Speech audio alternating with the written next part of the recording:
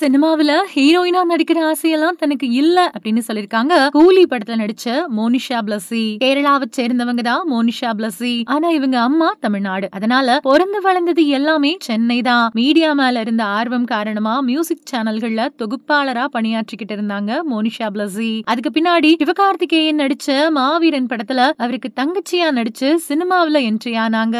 அப்புறம் தான் cook with கோமாளி ஷோவிலையும் கலந்துக்கிட்டாங்க.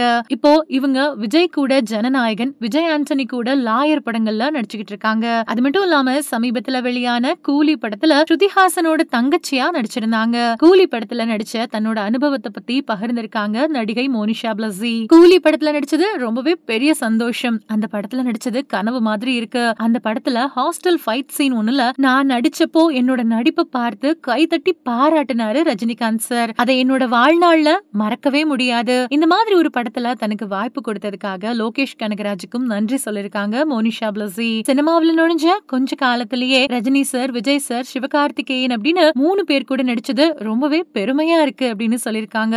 இந்த நிலையில தனக்கு ஹீரோயினா நடிக்கணும் அப்படிங்கிற ஆசையெல்லாம் இல்ல அப்படின்னு சொல்லிருக்காங்க. அதுக்கான காரணத்தை பத்தி மோனிஷா பிளஸ்ஸி சொல்லும் போது, காதல் காட்சிகள், பாடல் காட்சிகளுக்கெல்லாம் நான் பொருந்துவேனா அப்படின்னு எனக்கு தெரியாது. அதனால நல்ல கேரக்டர் ஆர்டிஸ்டா நல்ல பேர் எடுக்க தான் விரும்புறேன் அப்படின்னு சொல்லிருக்காங்க. அது மட்டும் இல்லாம ஃபகத் ஃபாசில், சாய் பல்லவி மாதிரியானவங்க கூட நடிக்க ரொம்பவே ஆசையா இருக்கு அப்படின்னு சொல்லிருக்காங்க. வித்தியாசமான கேரக்டர்ல நடிக்க ரொம்ப ஆர்வமா இருக்கேன் அப்படின்னு சொல்லிருக்காங்க. சினிமாவுக்கு வந்த குறுகிய காலத்திலேயே ரஜினி, விஜய், சிவகார்த்திகேயன் அப்படின்னு பெரிய நட்சத்திரங்களோட படங்கள்ல நடிச்சு கவனம் ஈர்த்து ரசிகர்களோட பேராதரவு பெற்றிருக்காங்க மோனிஷா பிளஸ்ஸி. இவங்களோட நடிப்பை பத்தியும், இவங்க நடிப்புல உங்களுக்கு ரொம்ப பிடிச்ச படத்தை பத்தியும் கீழே இருக்கக்கூடிய கமெண்ட் செக்ஷன்ல மறக்காம ஷேர் பண்ணுங்க. இந்த மாதிரி இன்ட்ரெஸ்டிங்கான விஷயங்களை தெரிஞ்சுக்க நம்ம சேனலை மறக்காம சப்ஸ்கிரைப் பண்ணுங்க.